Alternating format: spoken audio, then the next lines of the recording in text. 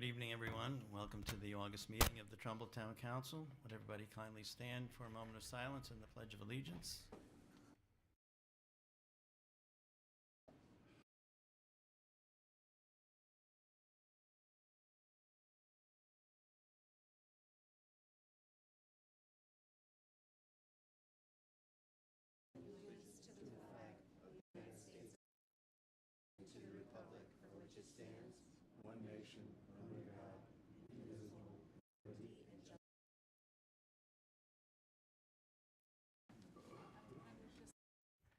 Madam Clerk, take the roll, please. Mike Buswell. Here. Mary Isaac. Here. Michael Colohan. Bill Mecca. Ann Sather. Jennifer Winchell. Here. Veronica Lenzen. Richard Wolf. Here. Jason Marsh. Here. Anthony Dorsey. Here. Ashley Gaudiano. Here. Carl Massaro. John Foreman. Here. Joe Pifko. Here. Joy Cologne. Here. Steve Lemoyne. Here. Kelly Malazzi. Here. Tony Cinto. Here. Thomas Whitmore. And Nicole Satin. Veronica Lenzen is trying to join us. She needs an access code. We have that.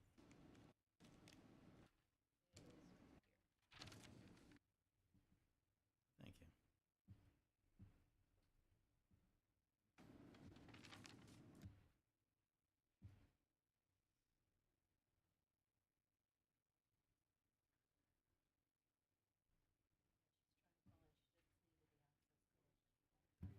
Okay.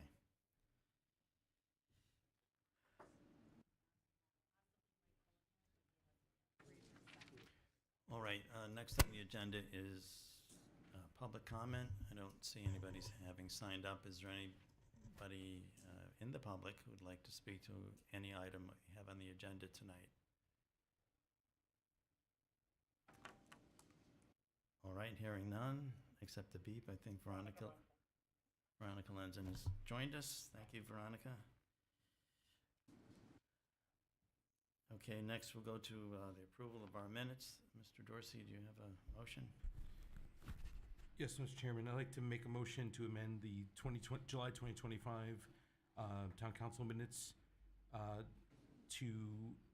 particularly to the bonding resolution for Community Service Center to include the tax impact study produced by the Finance Department. Second. Thank you. Any discussion on that? There was a request to add that in. Council will remember that we amended another resolution for the explanatory text that would include the tax impact summary for option 7. So I think we've got all the bases covered.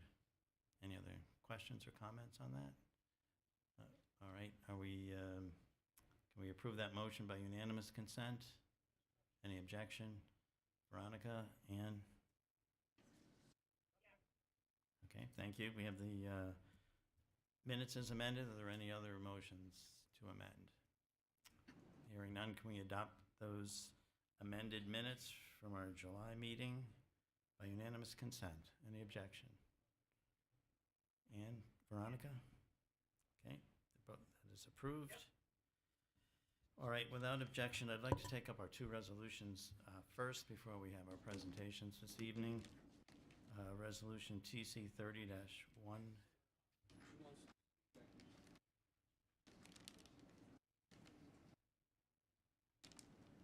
All right. The technicians are chatting. Hey, Paul, can you hear me?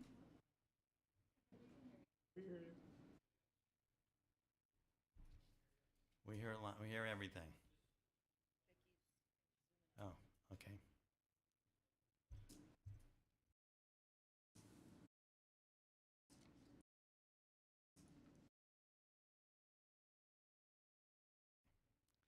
Okay, are we good? All right, let's take up resolution TC 30-159. Ms. Guadiana, would you bring it to the floor, please? Certainly. Resolution TC 30-159, be it resolved that blank of blank be and the same is hereby designated as the District 5 Democratic Town Council representative for a term extending to the first Monday of December 2025. Second. All right, thank you. The resolution's on the floor. By rule, the members of the Democrat caucus will bring a motion to amend. I would like to motion to amend this to read that Thomas Broderick of 20 Wolseley Avenue. Second. Any discussion? I just would like to thank our outgoing council member, Mr. Wick, who has now moved over to the Board of Education, just to thank him for his service over the last year and a half. We wish him very well over the Long Hill building. All right, I'll have you vote on your motion. You unanimous? Yeah. Okay. So the resolution TC 30-159 as amended is on the floor. Are you all in favor? Mr. Chairman, I need to swear him in. Well, he's got to be voted in first. And Jump the gun. Dan's so excited. I know that, I can understand the excitement. It's a thrilling night in the middle of the summer. Are we all in favor? Okay, welcome, Mr. Broderick. Would you kindly rise for Attorney Shopik to swear you in? Raise your hand. Solemnly swear to support the Constitution of the United States, the State of Connecticut, Charter of the Town of Trumbull, so as long as you remain thereof, will faithfully execute the duties of the member of the Town Council for the term from today until December 1st, 2025, to the best of your ability. Congratulations.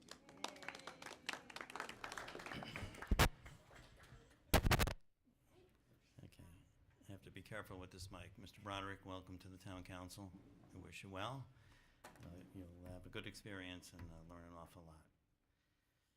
All right, we'll take item 2 up, Resolution TC 30-160. Mr. Lemoyne, can you bring this to the floor, please?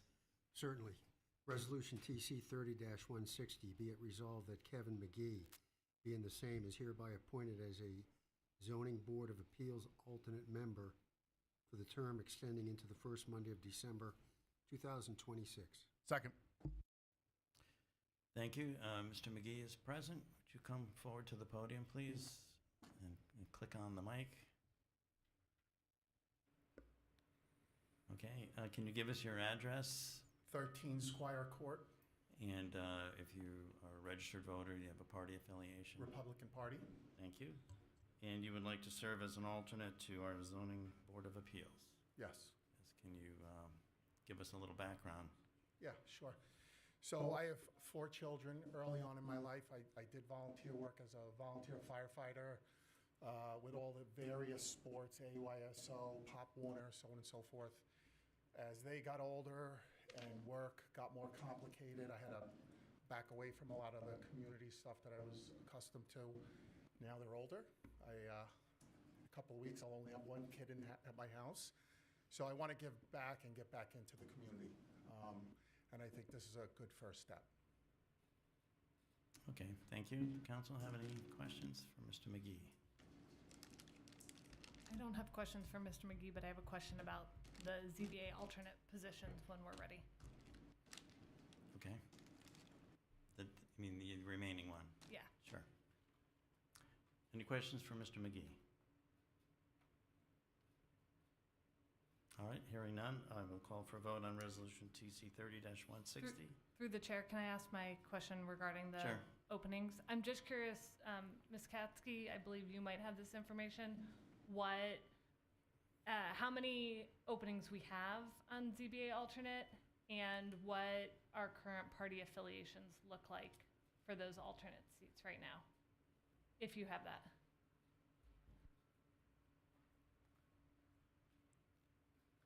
So, let me see if I have it here. I think there's 3 alternate positions. One Yeah. is unaffiliated. Mr. McGee is a candidate as a Republican for the other, and the third is vacant. There's 2 vacancies, correct. There's one unaffiliated individual occupying one of the seats.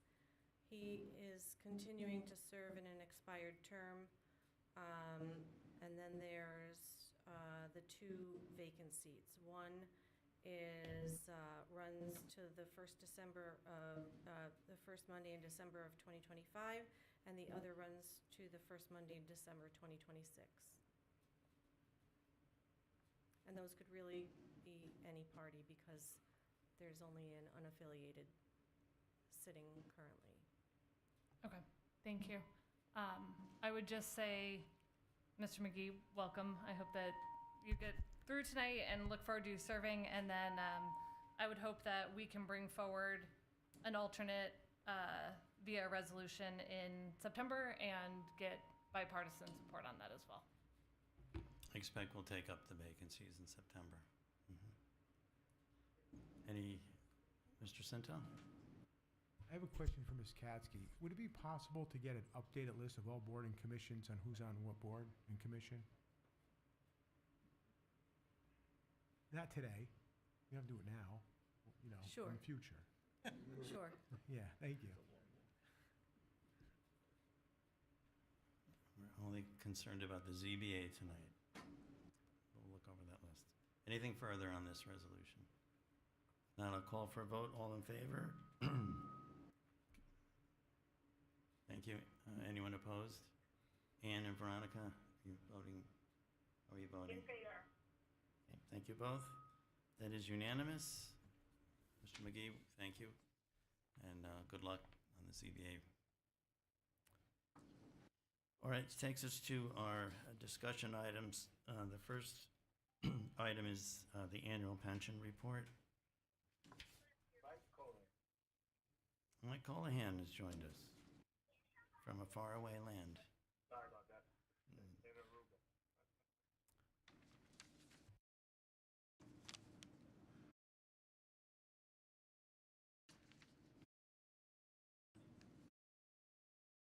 I'm here. Okay, we have voted on resolutions. We're going to take up the pension board presentation and then the Veterans First Responders Building Committee update. So I don't think that we're going to have any more votes tonight. If you need to excuse yourself, you feel free. Okay. But hang in if you like. So we have right now our pension presentation from Mr. Patrick Clark, Chairman of the Pension Board. Floor is yours. Thank you. I'm here this evening to provide the update for the Pension Board for 2024 performance, activities, and initiatives in the past calendar year. Byrne Wealth Consulting provides and continues to provide investment advice to the Pension Board from 2017 through 2024. The fund returned for 2024 a gain of 10.58%, which compares to the median public pensions of 10.77%. The funded ratio was 49.7% as of July 1st, 2024.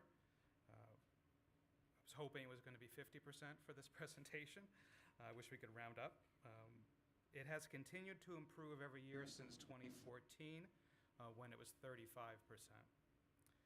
We continue to receive regular flash reports on how our investments are performing and follow an annual governance calendar to guide our quarterly meetings. We do have an investment policy statement in effect, which the board reviews on an annual basis. There were no changes made to the investment policy this year.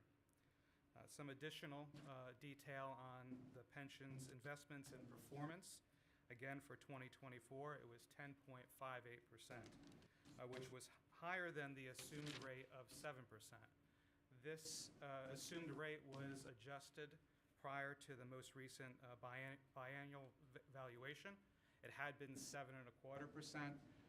We felt that 7% was more appropriate. It was in line with the median for national pensions, as well as the state of Connecticut, which is now 6.9%.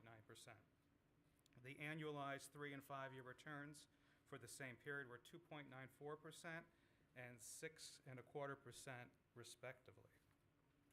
On the following page is some additional detail on the performance reports for the past 5 years.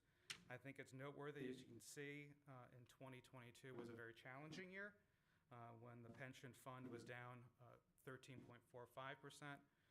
Fortunately, that was preceded by 2 very strong years and followed by 2 additionally strong years. Each quarter, the pension board, along with the investment consultant, reviews how the investment managers have performed. And we continue to review investments with our advisor and make changes to enhance investment returns within an acceptable level of risk.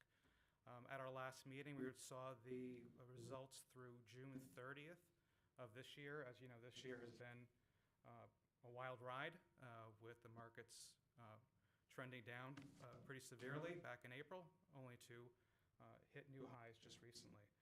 What's encouraging is the performance has been quite good, and the fund is now performing within the top quartile for all nationwide pension funds on several metrics. So we are certainly moving in the right direction as far as our manager and the performance of the fund going forward. USI, the plan actuary, performed the biannual valuation as of July 1, 2024. And you can see on the chart below the results for the valuation. As I highlighted, the funded ratio is now 49.7%, and the actuarial determined contribution for the town is just under $5.9 million.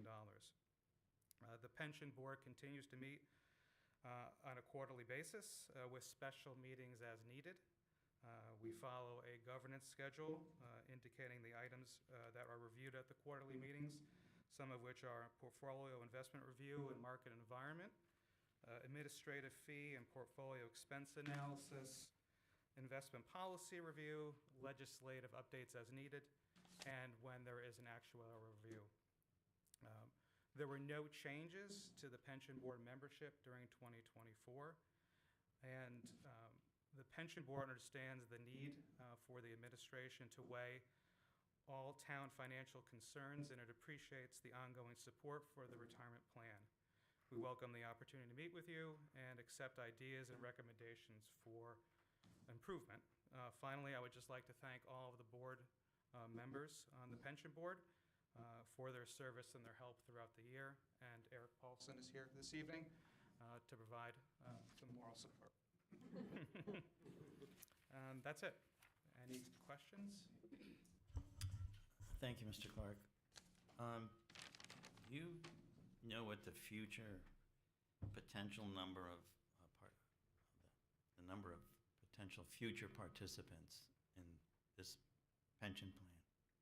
Future participants? Yeah, you have, on the second page, you have numbers, 726. Yeah, so because this pension is technically closed, over time, this number will go down. So there's no one joining this pension anymore. So really, our goal and responsibility is to manage it ultimately to its termination when the last pension holder, unfortunately, passes away. So there's going to be nobody joining the pension. It's just a matter of just bringing it to its conclusion. Okay. So you should see that number, as you see, over the 4-year valuation periods, it's been going down. I note that. Okay, thank you. The value of investment, is that the actuarial value of assets, $52 million? Yeah, as of that valuation report. Is that the end of 2024? July 1 of 2024.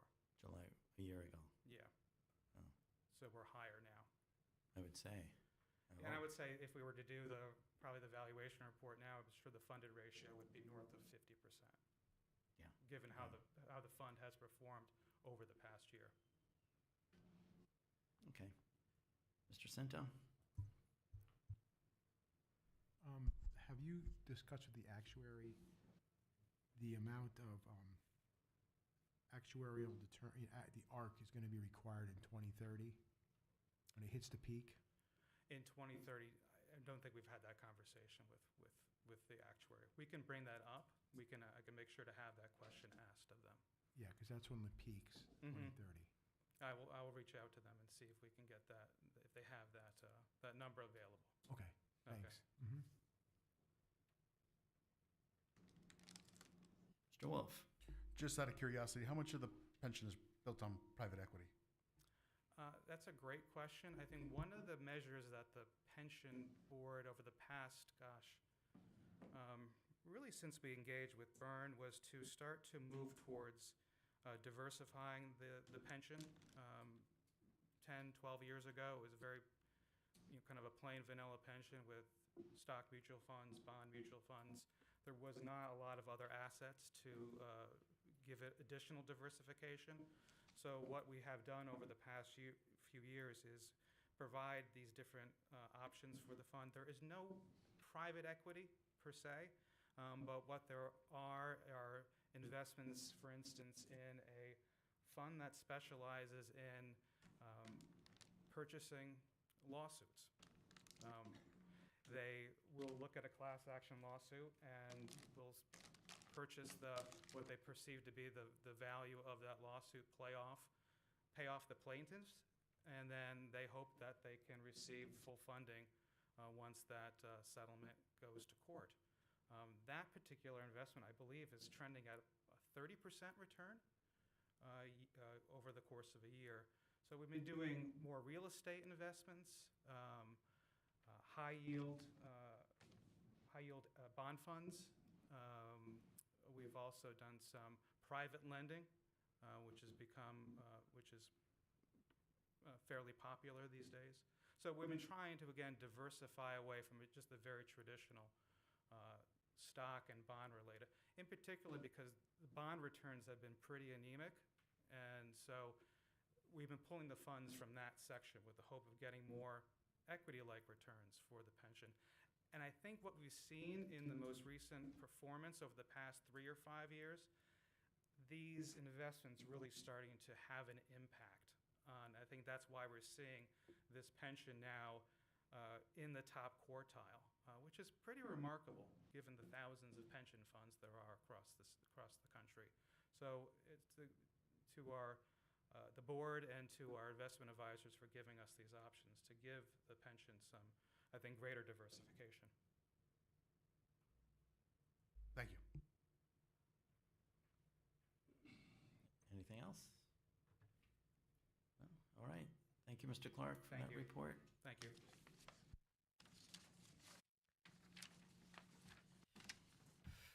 Our next discussion item is the Veterans and First Responders Center Building Committee update. We have the Chairman, Ray Baldwin, to present.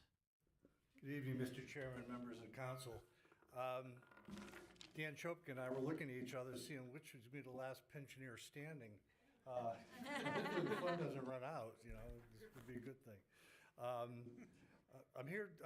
joined here this evening by several representatives from the building committee, including Mary Isaac and Steve Lemoyne, as well as Dan Sacco. We also have the commander of the VFW, Graham Bissett, here this evening, our architect, George Wiles, and Rena Backlar. So if you have any specific questions after we give you the update, you can ask them. The good news is the foundation, septic system, site work is 95% completed, and we have $2.7 million remaining for the remainder of the project. Through the generosity of veterans and private citizens and the sale of memorial plaques, we have raised $250,000, and the Trumbull Rotary Club has raised an additional $50,000 hosting 2 fundraisers. We've also received commitments for the donation of a building generator and kitchen equipment.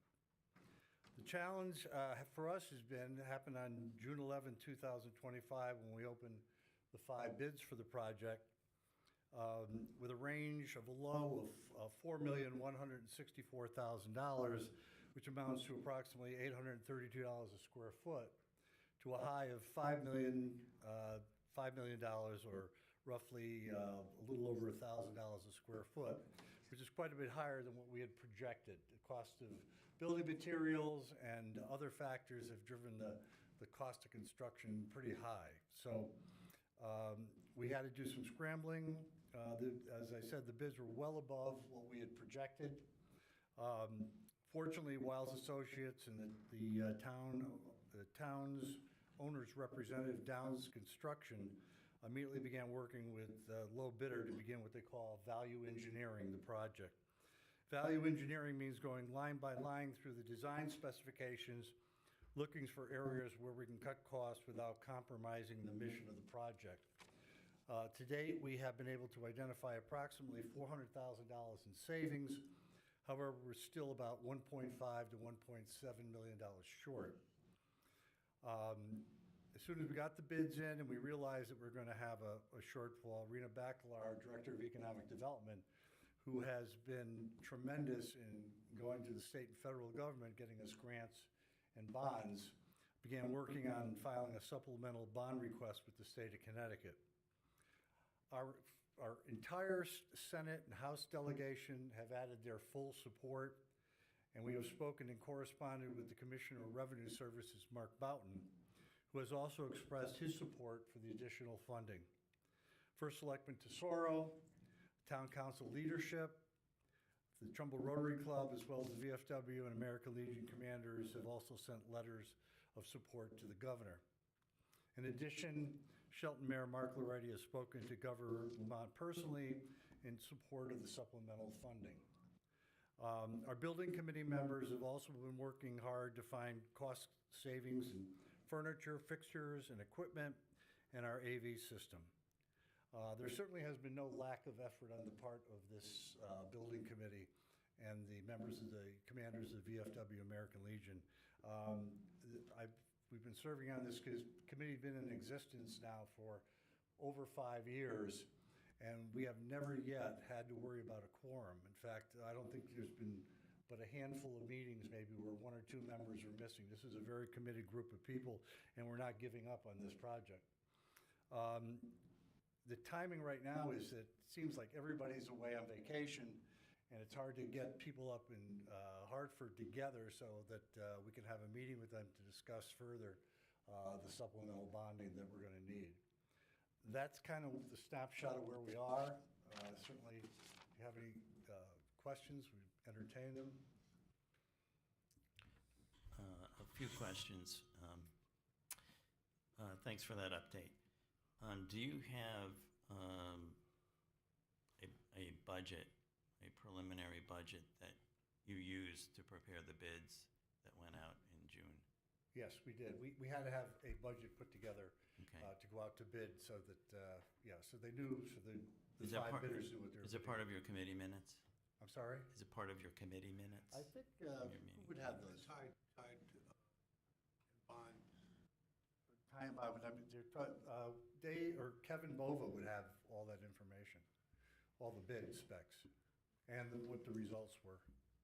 Okay, are you able to identify, the overruns from that budget that you had when you prepared the bid? And where how this Well, I think escalated to?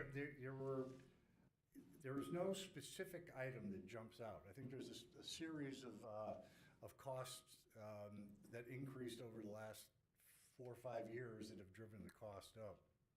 But specifically, I don't know. Do you have anything? The architect, Mr. Is our Wiles. architect. He might be able to answer that. First, Wiles Architects. To answer your question, the town did hire a professional estimator to give an estimate, and at that time, from my recollection, that budget was, I think, around $4.5 million. And the bids that were opened were $4.1 million for hard costs. The hard costs from the TAG estimate were somewhere just under $3.5 million from memory. What was surprising at the bids was the escalation that has happened in the recent 24 months for a number of reasons. This isn't the only project. A combination of things is that the original grant and budget that we forecast is over 5 years old. It was updated about 3 years ago. The construction industry 3 years ago, going through COVID, came out of COVID with a whole different set of cost parameters that we're experiencing with projects similar to this project, in that they are running very, very high currently. So The other thing that we don't really have in front of us is the design. Did you do preliminary plans? Or are we still in a conceptual design? We're done with the construction documents are done. They've gone out to bid. And currently, we're looking at ways to reduce the cost of the budget without compromising the program and the mission.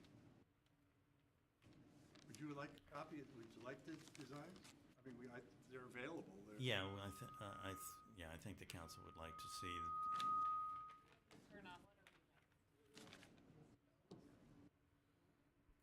Yeah, turn. Want Ray, this turn. off? Yeah, turn it off. Okay. Okay. Yeah, so I think we need to see, the design. We need to see your budget. We'd like to see, where the bids came in, and we'd like to see the engineering, the value engineering you've done to reduce the deficit, so to speak, by the 400,000. So the final design was presented to the town council quite some time ago. The ongoing value engineering is still in process. We opened the bids about a month ago, and we're working with the low bidder, receiving information about how we can realize cost savings. And currently, that number is roughly $400,000 for the same design that we presented to this commission. And when we finally get the final approval from the building committee has had some, there are more than preliminary discussions about the value engineering list. We've presented that value engineering list to the building committee with values attached to it. And they have reacted to that. We've taken that back to the low bidder. So that is in process right now. And when we're finally done with that process, I guess we'll be back to report back to the town council. Okay, who's the low bidder? Was PAC? PAC Group out of Torrington, Connecticut.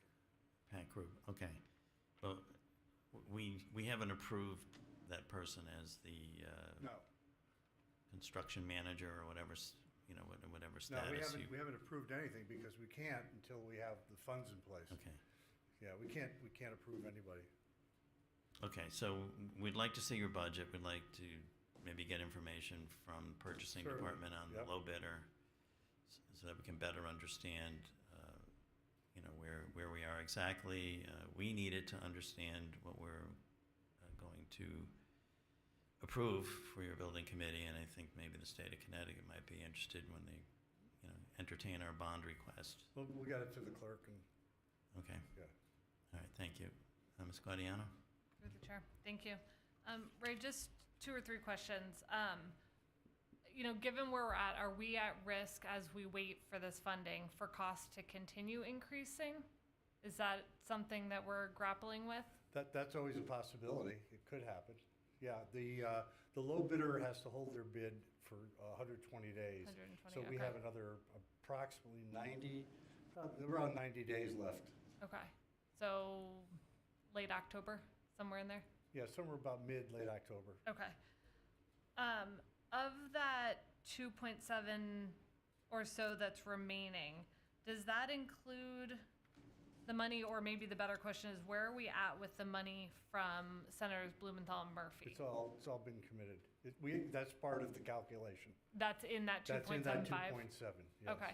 And is that at risk? No. No? Was that an earmark, Rena? Is that how that came through? Earmark.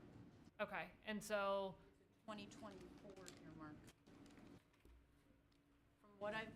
From what I've been told so far from HUD, it is not at risk. Okay. The rescission work that's gone on is 2025 rescissions, as far as I'm aware. I'm not aware of any 2024 Okay. rescissions. I've been told repeatedly that it's not at risk. Now, anything can happen, but I don't think that the money's at risk, And as far as I know. Has that, I'm only familiar with HHS earmark, or earmarks that run through HHS. Mm-hmm. So with HUD, do those make their way to HUD and then you go do another application with HUD? No, so I'm just trying to figure out where we are in that process. I can explain that. Okay. So we have an authorization in the federal budget Yep. from 2024. We are in the process of finalizing our assistance agreement. There's a new process at HUD, so we're in regular contact with HUD. That's not totally finalized, but it's nearing, finalization. Okay. That funding has not been utilized yet. However, we do have something on record in writing from HUD saying that we can spend that money while we're working on the assistance agreement. Okay. That's good. Okay. Thank you. And then, the chair kind of asked this, but I was curious what made up that 400,000 in savings through value engineering, but I guess we'll wait on that and get a list once the committee has approved. The committee's been working through the numbers. They went, like George said, they went back to the low bidder without compromising the mission, compromising the design of the building, because that causes another bunch of problems if we change the design. Without compromising, just cutting down on some of the materials that we're going to use, we saved $400,000. Okay, thank you. Ms. Malazzi, go ahead. Thank you. You mentioned that Mr. Loretti in Shelton has expressed support for the project. How many other communities are also going to be kind of involved in this building, and is there any possibility of going to any of them to ask for any financial support? Yeah, the towns that will be directly involved have all incorporated their VFWs into the town of Trumbull. So it's Shelton, Monroe, Easton, and Reading. Did I leave everybody out? That's it. And the $250,000 that has been raised to date by the plaques and so forth is being set aside for operational costs once the building is completed, so that we don't have to come back to the town for any operating expenses or costs. So would it be at all possible for any of those other communities to be able to support us at all in this endeavor? Without disclosing any conversations I've had, yes, there's a possibility. Okay, yes. thank you. The town of Trumbull has been very generous, by the way. We got the startup of $200,000 from the town. Of course, the land is owned by the town of Trumbull. And we've had the resources of the Public Works Department, of course, Rena Bacalar, our finance director. The first selectman has been very good about releasing staff to help us out with the project. And yet I didn't win the lottery, the ticket. I bought the tickets, I just didn't win. I was waiting for your call. A lot of us are light $20. A question. I've been asked a few times why the project was started as it has been started with a foundation, septic system, et cetera, and not a whole project bid. We had to bid it in phases because I think it was the federal monies. There was a process to go through to get the application approved by the federal government. We had the $750 available, and so we began to. That's why we started with the site work and so forth. We're gonna build there. It's gonna get built. It's just when. No, I expect it. That's a question I've been asked, and I've explained that exactly what you said, that the bond required some commencement of the Rena construction. Bacalar, Director of Economic and Community Development. So the thinking at the time was, let's get started with the money that was already under contract in-house.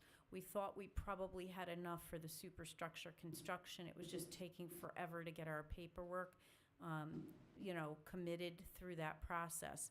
So they started the project in phases, which is not unusual. There's been lots of DECD projects that I work on that are split into phases based on how the money trickles in, particularly when you're using alternative revenues, piecing together revenues.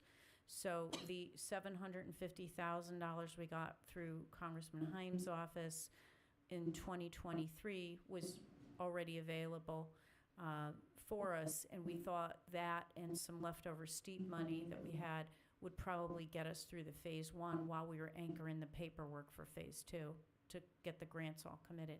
But then the project came back high, so. Some of these grants, Representative Sarah Kite got us $250,000, but that grant had to be spent within a certain period of time, or you gave it back to the state. And That was my understanding. I mean, that's been my explanation to people who ask. We're going to lose grant money if we didn't start. Yeah, if they don't show, I know Dan Sacco was handling the grants for that $250,000 that went to the VFW, and unless we started showing progress with spending it down on the project, it would have been sent back. So the thinking of the committee was that we thought we had a reasonable budget to do the second phase, so we said, let's go forward with the first phase. As it turns out, we saved quite a bit of money on the first phase of the project because we came in at the right time. Nagy Brothers came in and did the site work and the septic. They did a phenomenal job up there at a substantially lower price than the next bidder.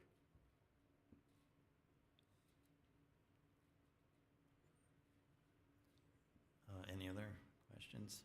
I do want the committee to know, and I would like the VFW Post to know that the council is submitting a letter of support to the State Bonding Commission, which I have it here, and Rena Bacalar will deliver it tomorrow. I actually want to amend it to include the 2 additional towns that I didn't realize was part of the Post. Well, again, thank you for your support through the last 5.5, 6 years, so we appreciate it. Okay. All right. Thank you. Any other questions? All right. Any questions on the phone? All right, so that presentation is completed? No, you're good? Okay. All right, I think that concludes our meeting this evening. Is there a motion to adjourn? Unanimous? Thank you, we are adjourned.